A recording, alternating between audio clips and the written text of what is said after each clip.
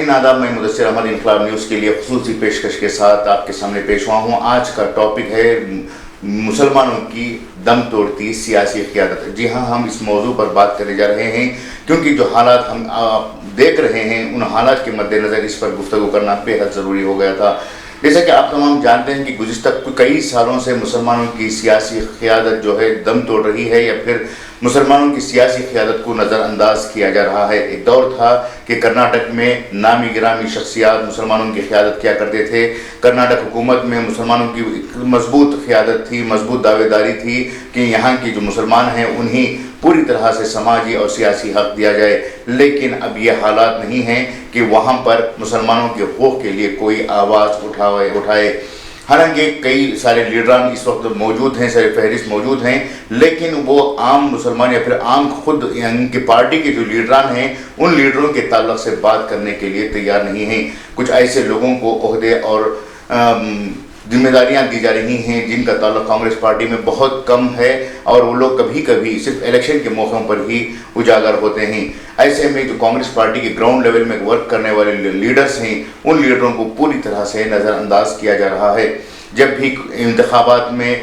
Ticket دینے کی بات آتی ہے، اسمبلی کی ہو یا پھر پارلیمانی انتخابات کی، تو مسلمانوں کو سرے سے خارج کر دیا جاتا ہے کہ مسلمان اگر الیکشن میں کھڑے ہو جاتے ہیں تو بی جے پی اس سے فائدہ اٹھائے گی، اگر مسلمان الیکشن لڑنے کے لیے آگے آتے ہیں تو اس سے فرقہ پرست طاقتیں متحد ہو جاتی ہیں۔ ٹھیک ہے، اگر اس طرح سے حالات ہیں تو کانگریس پارٹی یا پھر حکومت کے پاس ایک اور آپشن بھی ہوتا ہے جس میں نامنیٹ یا اپوائنٹ کرنے کی جو عہدے ہوتے ہیں اس میں مسلمانوں کو مناسب نمائندگی دی جا سکتی ہے، لیکن مسلمانوں کی طرف سے مکمل وفاداری اور تائید کرنے کے باوجود بھی حکومت مسلسل مسلمانوں کو دور رکھ رہی ہے،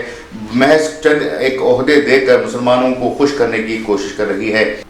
جب تک ریاست میں جے ڈی ایس کے نظریات سیکولر تھے، J D S party secular نظریات کے ذریعے سے سیاست کر رہی تھی، اس وقت تک کرناٹک کے مسلمان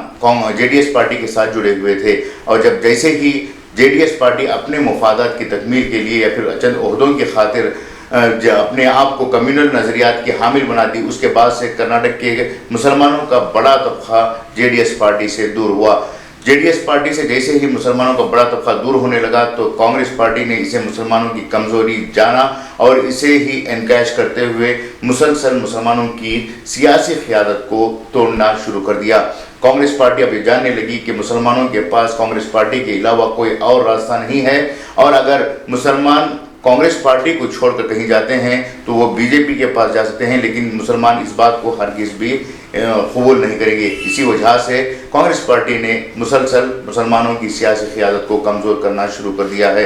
ایک طرف جے ڈی ایس کی اس لاپرواہی کی وجہ سے مسلمان سیاسی قیادت سے محروم ہوتے جا رہے ہیں، تو دوسری جانب مسلمانوں کا ہی خاص طبقہ جو مسلسل انتخابات کے وقت اٹھ کھڑا ہو جاتا ہے، وہ اس طبقے کو لے کر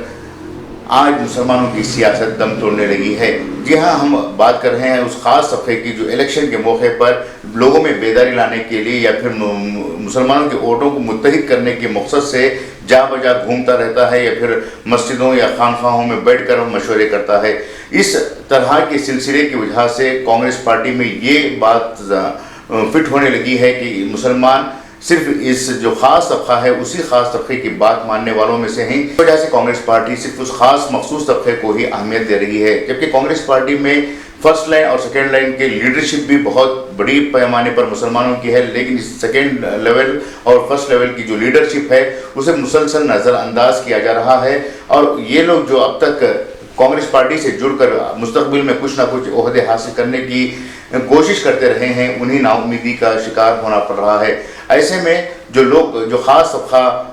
اپنے آپ کو مسلمانوں کا قائد یا پھر دانش مندوں کا طبقہ کہلا رہا ہے، انہیں اس بات پر غور و فکر کرنے کی ضرورت ہے کہ وہ تو صرف 5 سال کے لیے 5 سال میں صرف ایک مرتبہ الیکشن کے موقع پر اٹھ رہے ہیں، باقی جو 5 سال کا عرصہ ہوتا ہے، ایک لمبا عرصہ ہوتا ہے، اس لمبے عرصے میں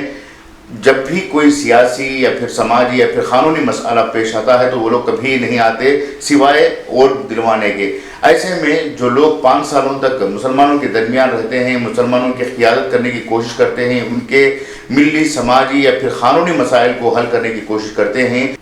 उन्हीं कायदीन के तौर पर पेश करने की ज़रूरत है। जब तक इस सिलसिले को बहाल नहीं किया जाता उस वक्त तक मुसलमानों की क़ियादत को मजबूत करना मुश्किल है। इसी तरह से कांग्रेस पार्टी के जो मुस्लिम लीडरान हैं उनकी भी जिम्मेदारी बनती है कि वो अपने आप को मुत्तहिद करते हुए अपने हुकूक को मनवाने के लिए काम करें, न कि मुंतशिर होकर अलग अलग ज़ाविये से अलग अलग तरीक़े से काम करने के लिए वो आगे आएँ। अगर ऐसा ही सिलसिला जारी रहा तो वो दिन दूर नहीं जब कांग्रेस पार्टी में मुसलमान कांग्रेसी लीडरान सिर्फ झंडे उठाने या फिर पॉम्पलेट बांटने तक के लिए महदूद हो जाएंगे। उम्मीद कि आपको आज की बात पसंद आई होगी। फिर दोबारा हम नई फिक्र और नए अंदाज के साथ आपके सामने पेश होंगे। तब तक मेज़बान मुदस्सिर अहमद को इजाज़त दें। शुक्रिया।